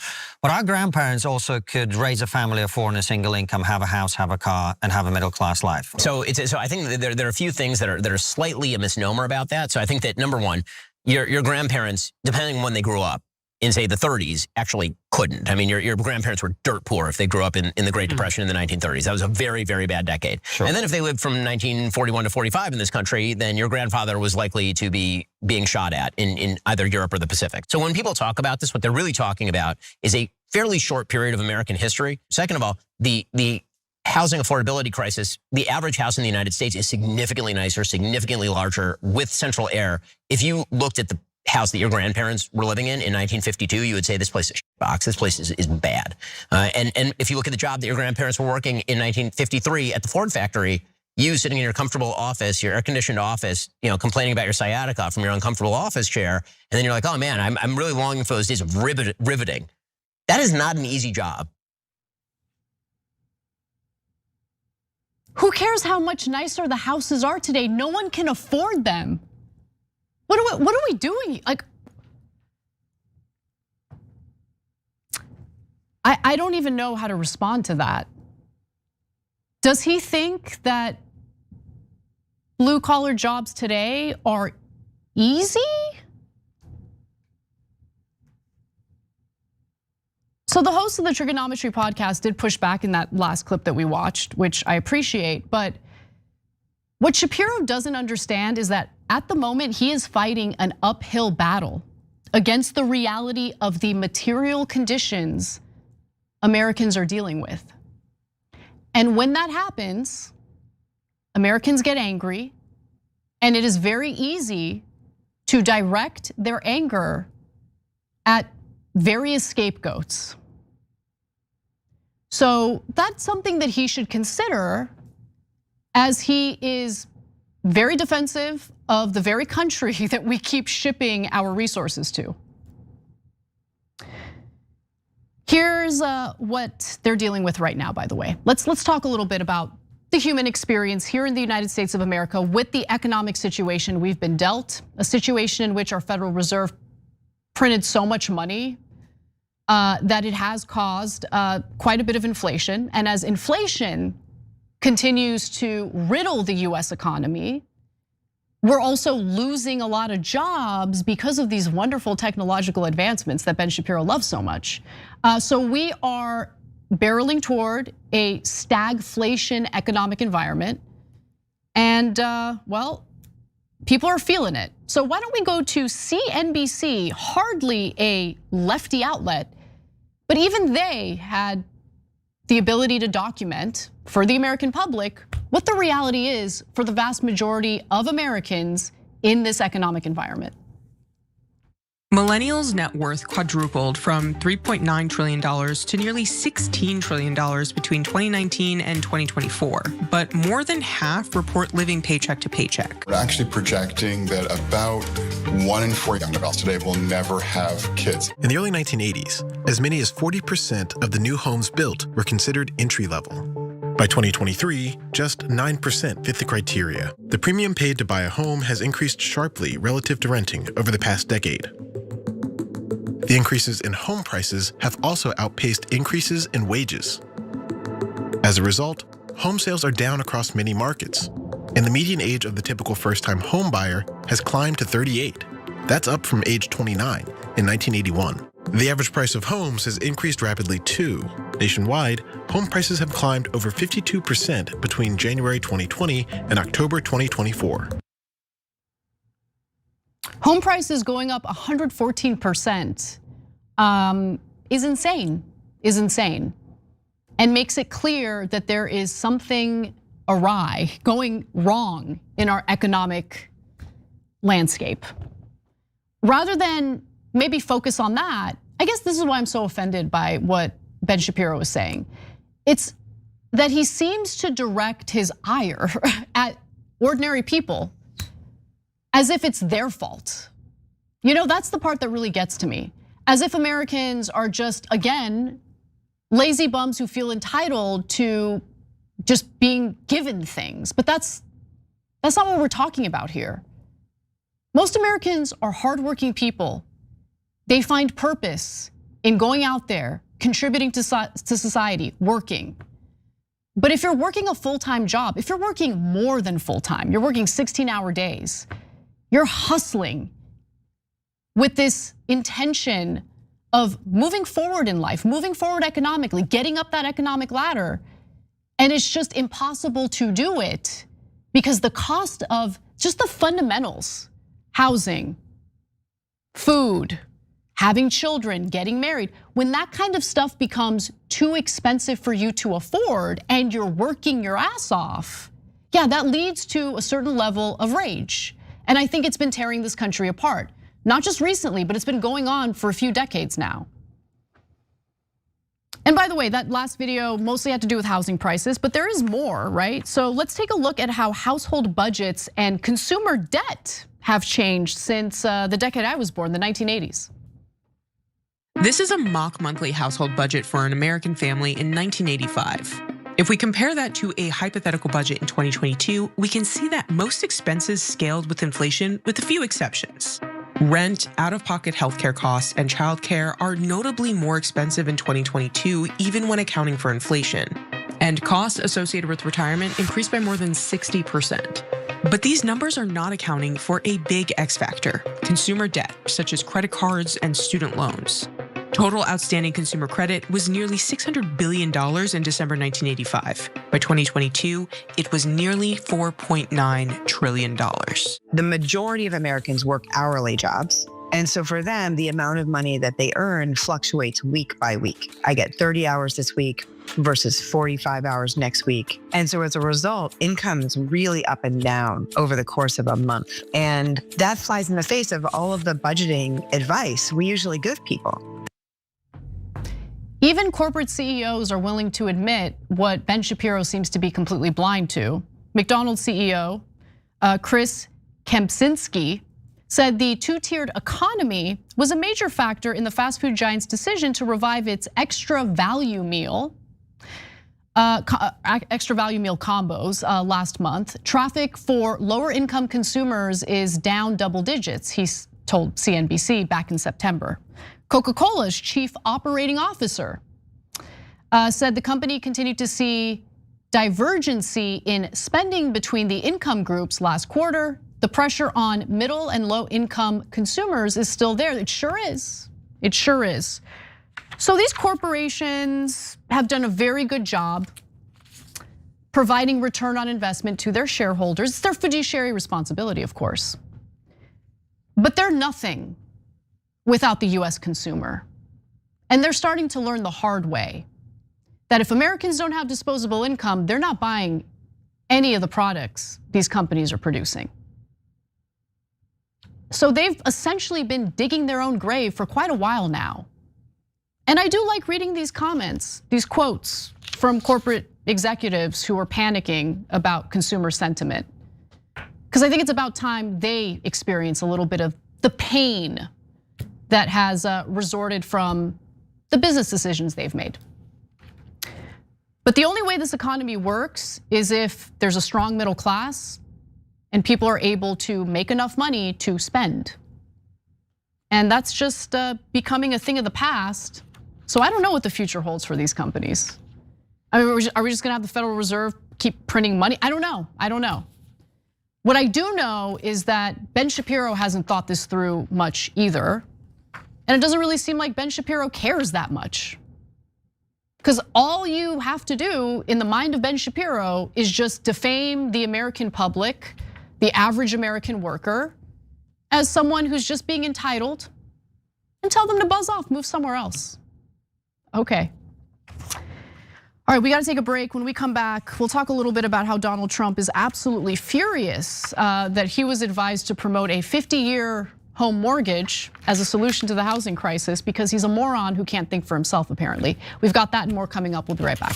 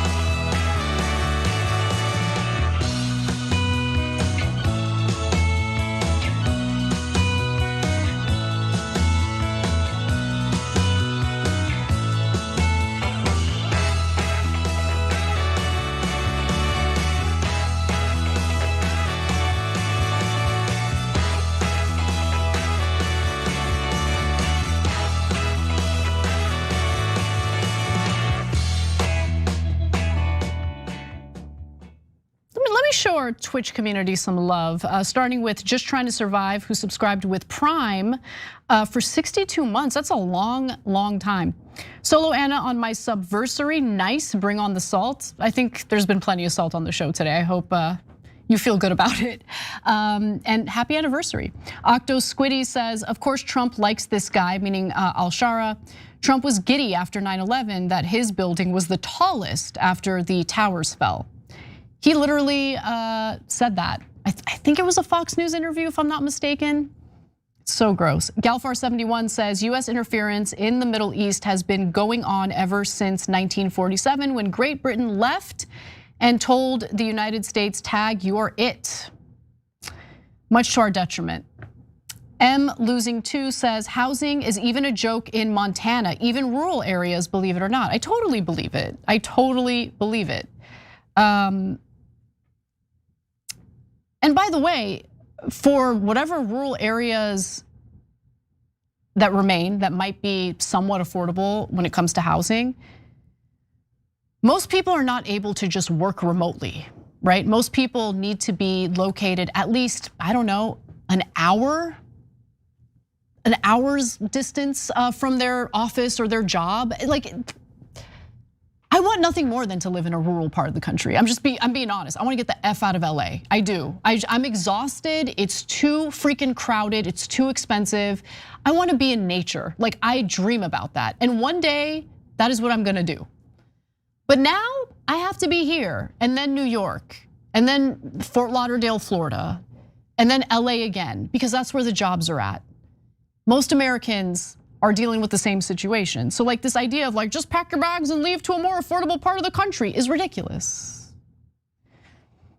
But you know, here's what'll make you feel better. The homes today, much nicer than the homes that they were building in the Great Depression. You should feel good about that. You can't afford it, but you should feel good about it. Let's go to a death cow who says in our super chats, it's Veterans Day. Why aren't we supporting the individuals that are manipulated by the politicians? Why is it Israel today? Why can't it be veterans? Well, because Israel's more important, obviously. At least that's the messaging from our government. All right, one more comment. Jonathan Johnny says TYT should be the anti-Shapiro channel. Both Shapiro and Fuentes are toxic, but Shapiro's polished act hides his role in pushing 2025.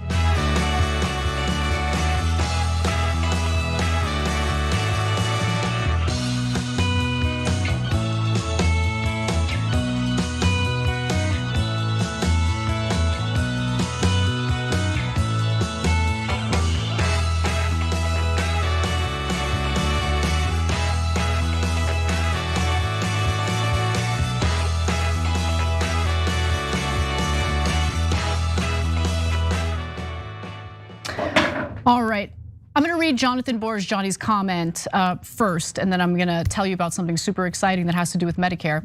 So Jonathan writes in and says, TYT should be the anti-Shapiro channel. Both Shapiro and Fuentes are toxic, but Shapiro's polished act hides his role in pushing Palestine's destruction. I don't think it hides his role much at all, actually. I think people have actually caught on to it. He's the more dangerous voice. Yeah, I mean, that's a fair point about how his style kind of conceals some of the more odious things he promotes. But yeah, the lack of concern about Americans and what they've been going through. This isn't new. What they've been going through and how the economy just continues to be worse for most people. I think that, I don't even know if I want to call it a blind spot. He knows what he's saying. I just vehemently disagree with him. And for those who might be watching, I don't know how many of you exist, but if you're watching this and you absolutely hated Zoran Mamdani and are upset about his, mayoral victory in New York City, remember he focused on affordability. And he actually got support from individuals living in New York City who actually casted their ballots for Donald Trump in 2024. Affordability is a huge problem. So much so that Mamdani became not only the winner, but he won by a lot. So few politicians, so few media pundits actually speak to these issues and do so in an empathetic and accurate way. That's just the fact of the matter. And Ben Shapiro falls in that camp. All right, let's talk about Chapter. Medicare annual enrollment is here and goes till December 7th. So this time is pretty overwhelming for seniors who have been bombarded by junk mail, spam texts, and robocalls. And this year is going to be more of a nightmare with big plans changing and confusion caused by the government shutdown. Even if you're happy with your current plan, you need to check it for 2026 because plans have changed and many have been canceled. So if you don't shop, you could lose access to your doctors or end up overpaying for your plan or even overpaying for your care. And Chapter is really the only Medicare advisor that looks at every plan nationwide to make sure you have the best plan for your needs. They can review your options in under 20 minutes. And if you're on the right plan, well, they'll tell you you're on the right plan. You don't have to do a damn thing. If there's a better plan though, they'll help you switch. So just hit them up. They actually save people an average of $1,100 a year. You can call 707-TYT-HELP, that's 707-TYT-HELP, to speak with a trusted advisor today. All right, let's talk about this hilarious story involving Donald Trump's inability to use his own brain and make decisions for himself. I'm not even kidding, that's... Your housing director has proposed something that has enraged your MAGA friends, which is this 50-year mortgage idea. It's not even a big deal. It's not even a big deal. Well, it looks like, just based on the reactions on social media, a lot of Americans thought this 50-year mortgage proposal was a big deal, and they didn't like it. Because think about it, the average age of a home buyer in the US is now 38. If you take on a 50-year mortgage, there's pretty significant likelihood that you're gonna die before you pay off that mortgage. We're gonna get into some more numbers in just a minute, but honestly, the full video that we're about to show you is even harder to watch. So let's take a look at that as our starting point, and then we'll get into the nitty-gritty. Housing costs are still out of reach, and another thing that your administration is trying to tackle. Many Americans, the average age of first-time home buyers are now up to age 40, which is sad. The country you and I grew up in. I inherited that. Look, you have to understand. Right, but let me get to the question though, because your housing director has proposed something that has enraged your MAGA friends, which is this 50-year mortgage idea. So a significant MAGA backlash, calling it a giveaway to the banks and simply prolonging the time it would take for Americans to own a home outright. Is that really a good idea? It's not even a big deal. I mean, you go from 40 to 50 years. And what it means is you pay something less from 30, that some people had a 40 and then now they have a 50. All it means is you pay less per month, you pay it over a longer period of time. It's not like a big factor. It might help a little bit. But the problem was that Biden did this, he increased the interest rates, and I have a lousy Fed person who's gonna be gone in a few months. So that wasn't a good moment for President Donald Trump. It really wasn't. The unwillingness to really present himself as a leader on this issue. I mean, he ran a campaign that really purported to care about the human experience here in the United States, really cared about the affordability crisis. Remember, Donald Trump is the guy who put on a McDonald's uniform and pretended to pass out fries at a drive-through window because he's a real fighter for working class Americans. But his big solution, or at least his administration's big solution to the housing crisis, to the affordability crisis, is just making loans longer? Not a good moment and not a good answer if you ask me. You might disagree, and if you disagree, write in. I'm curious what your comments are on this.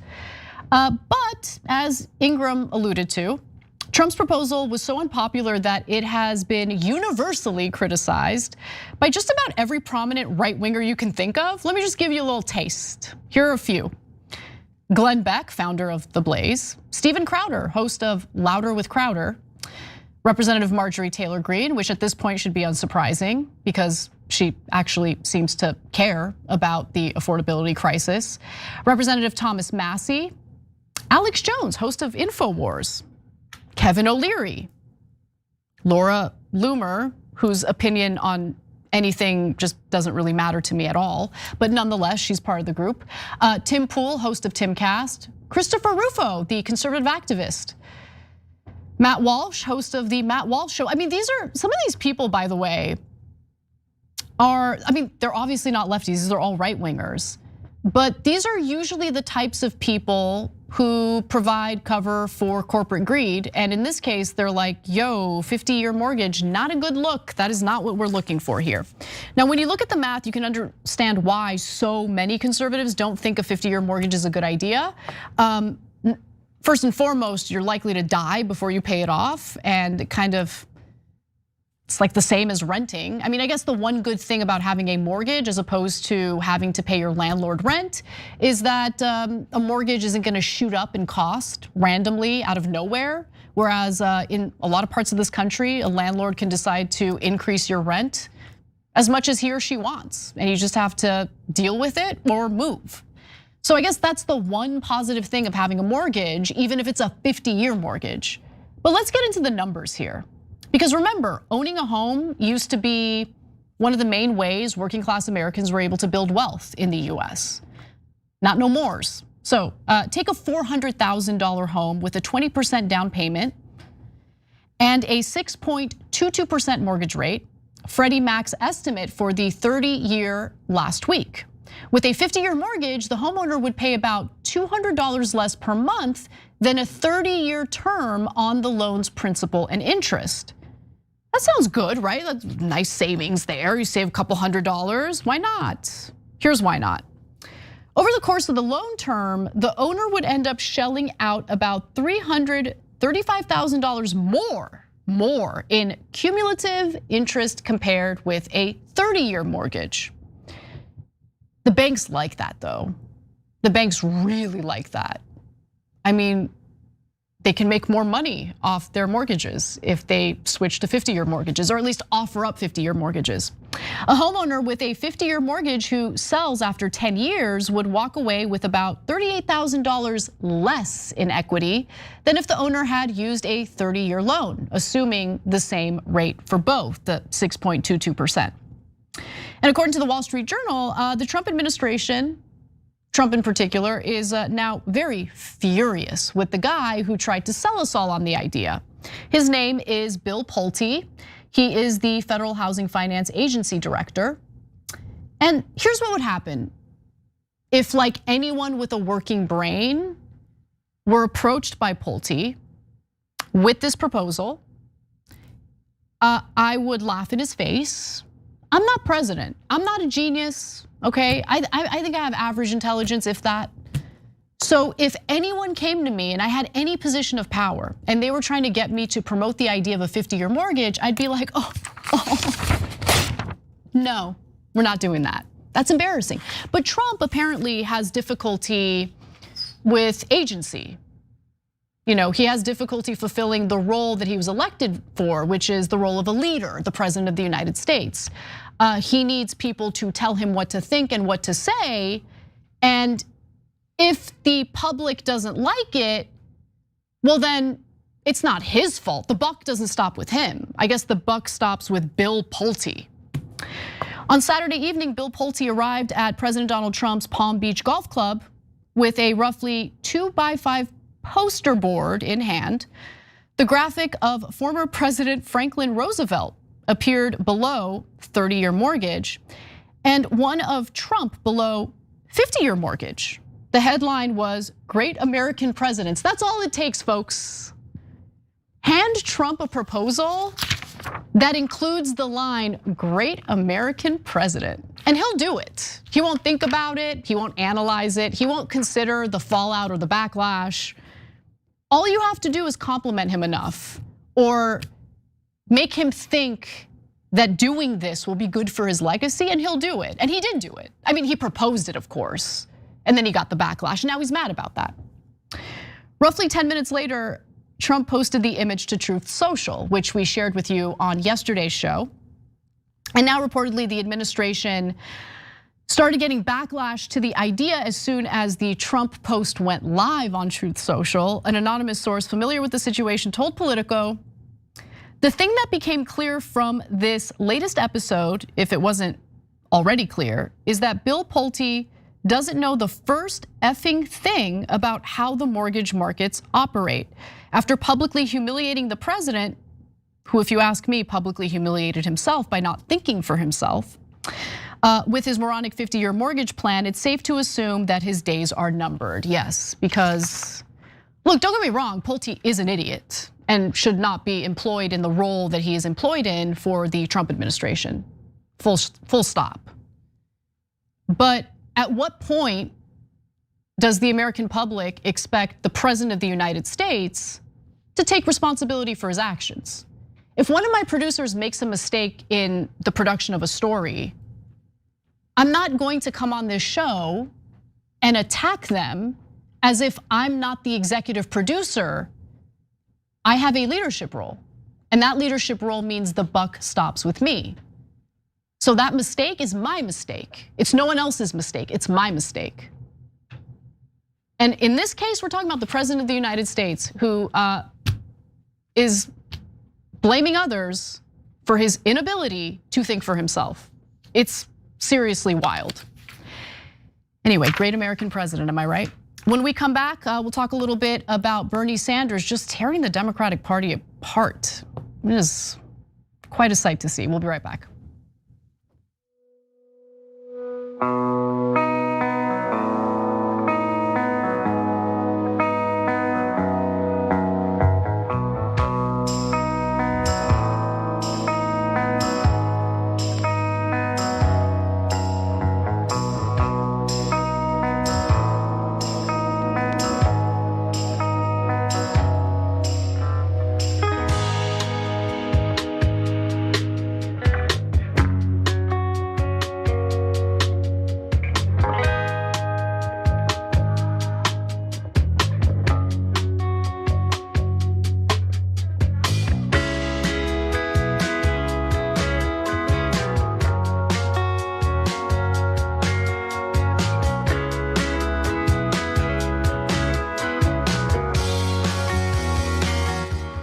In regard to al-Shara's visit to the White House, Jenks left tricep of fury says on Veterans Day, no less, how effing disgusting.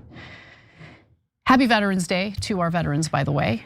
These are individuals who love the country, who enlist because they want to protect the country, and unfortunately, our government exploits them and uses them for wars that we should not be involved in.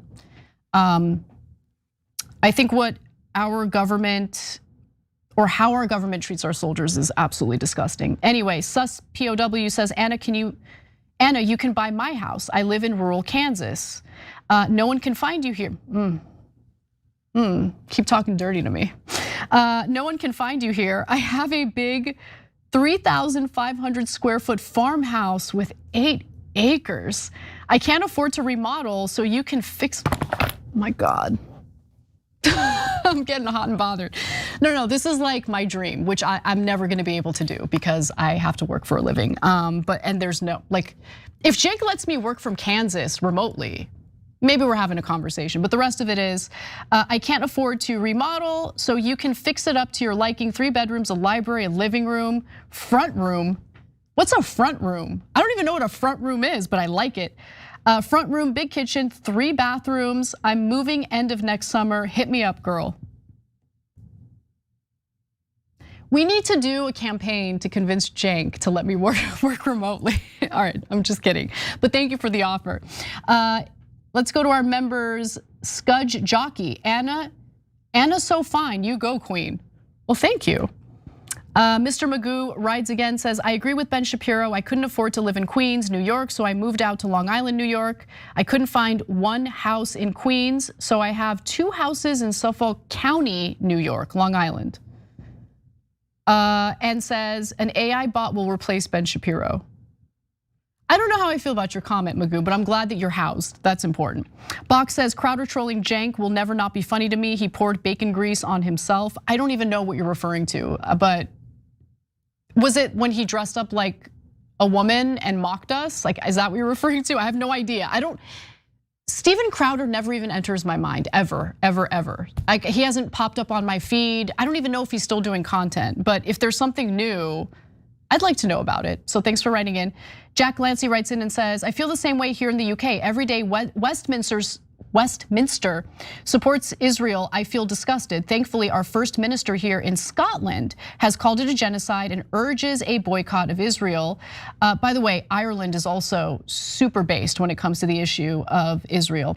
But we have no control over our foreign policy or where our share of the taxes go. Same problem here. And I think more and more people are getting super fed up with it. And that's a good thing. Time to be fed up with it.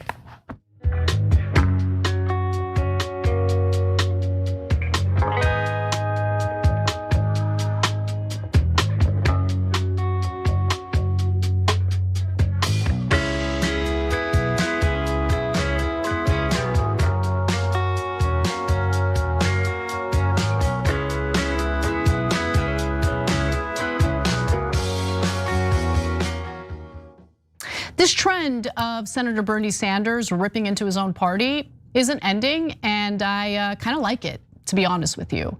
I like that Congresswoman Marjorie Taylor Greene is calling out her own party. I think the only way we can look forward to change in the way we're being represented by our representative government is if we are willing to hold our own side accountable. And that appears to be what Senator Sanders is doing. Let's get into it.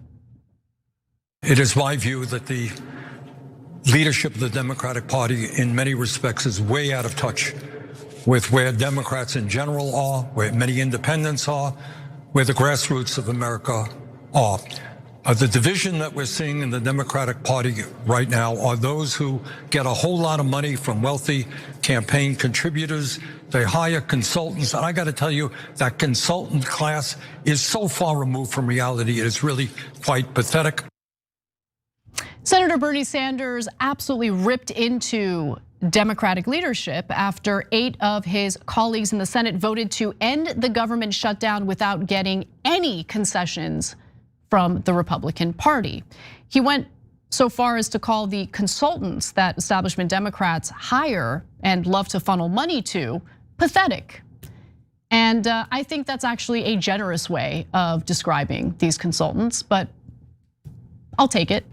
Now, after the Senate voted 2 nights ago to essentially move towards reopening the government, Sanders said the decision was terrible for the American people, made the party look weak, and undermined the political momentum that was already on their side. And as we talked about on the show just yesterday, the issue at hand is the extension of the subsidies for the Affordable Care Act. Without the subsidies, premiums for health insurance will double. And Americans are already dealing with the sticker shock since we're in the middle of open enrollment. So Democrats were not only doing something that their constituents wanted, which was fight back, fight for us. They were also fighting on righteous ground, because wanting to help Americans out by preventing their premiums from doubling is a good thing to do. And so Republican leadership absolutely refused to give into that demand by the Democratic Party, which is gross and disgusting. As we talked about on the show yesterday, I don't think the Republicans were gonna budge. I really don't. So I don't know, my feelings on this are a little more mixed than I think most people on the left at the moment, because there were Americans who were really suffering. You have federal workers who are expected to show up to work without getting a paycheck, and that's devastating for their families. You have the whole issue of the SNAP benefits. Sure, we all know that Republicans could have tapped into reserve funds in order to make Americans whole, in order to ensure that they're getting their full SNAP benefits, but they were unwilling to do that. And Trump was fighting tooth and nail to deny Americans their full SNAP benefits as the government is shut down. Republicans were not gonna budge because Republicans don't care. Democrats barely care, but Republicans, they don't care at all. So there were already Democrats who were looking to cave. And I understand Democratic voters who are furious with the 8 who voted in favor of the procedural vote to move closer to opening the government. Because what these Democrats are doing is they're selling us a lie about how, no, it's okay. We want to open the government. It's really important that we do that because people are struggling. But don't worry, Republicans promise that they're going to hold a vote, a separate vote on the Affordable Care Act subsidies. I think the reason why people are angry, and our producer Kate Bettino made this point to me yesterday, I don't want to steal it. I want to give her credit for it because it's a brilliant point. They're lying to our faces about what's going to happen next. They're making it seem as though they did this virtuous act because they're somehow still going to fight for the subsidies, but they have no leverage after the government shutdown fight. And in fact, we're hearing from House Speaker Mike Johnson that even if the Senate does hold a separate vote on the extension of the Affordable Care Act subsidies, well, the House would need to pass it as well. And would the House be willing to pass it? Well, he says, quote, "I'm not promising anybody anything." And Democrats know that. So for the constituents who are furious with the 8 senators who voted along with Republicans to move closer to opening the government, I understand their fury. But I also understand that Republicans don't care about helping Americans who are not going to be able to afford their health care and will very likely go without in the coming year. Chuck Schumer voted against the bill to reopen the government, but it's been reported that he was well aware that 8 of his colleagues were in fact going to vote with Republicans. He did nothing to stop them, and that's unsurprising to me. But as angry as Bernie says he is with Democratic leadership, he did stop short of calling for Schumer's ouster, and that's what we're gonna watch in this very last video. Let's take a look at that. I have to ask you if you support Senator Schumer retaining his leadership role, if you think this kind of a primary campaign is right-minded. Look, what you got right now, Chuck Schumer is part of the establishment. And I'm sorry to say that many people in the Democratic caucus are part of it. I would say we have 8 or 9 out of 47 people who I would consider to be progressives. So you can argue, and I can make the case that Chuck Schumer has done a lot of bad things. But I think getting rid of him, who's going to replace him? Who is going to replace him? The issue right now is doing primaries, getting people involved in the political process. We're going to create a government and an economy that works for everybody who have the guts to take on the oligarchs. So I think we need to take on the Democratic establishment all over this country. Look, I agree with Senator Sanders that the primary elections are really, really important. And unfortunately, the primaries tend to have lower voter turnout. So just keep that in mind as we inch closer to the midterms, as we inch closer to the next general election. I care about the primaries way more than the general election because by the time we get to the general election, we tend to have 2 terrible candidates and we're being pressured to vote for the lesser of 2 evils. I'm so sick of finding myself in that situation. But I actually want to go back almost a decade ago, 2015, when the Democratic primary involving then Democratic primary candidate Bernie Sanders was playing out. He was promoting Medicare for all. And regardless of how you feel about Bernie Sanders' proposal for Medicare for all, there was heavy pushback from the Democratic establishment because they claimed it's far better to improve upon the Affordable Care Act. And then after they did everything they could to prevent Bernie Sanders from winning that primary, they did nothing to improve the Affordable Care Act. The fact that we need the federal government to subsidize the Affordable Care Act means that that policy has already been a failure, a big failure in terms of affordability. And that was the whole point of the Affordable Care Act. The policy that was supposed to have a public option that was never offered, that was never included as part of Obama's, main policy that he championed. So I actually agree with some Republicans who say, look, this is a broken system if we have to subsidize it. They're right. I mean, they haven't offered their own replacement policy. They don't have any solutions of their own, but neither do Democrats. And I think it's important to hold them accountable for that. Bonus episode is next, tyt.com/join to become a member. We're gonna have some fun. Don't miss it. We'll see you there.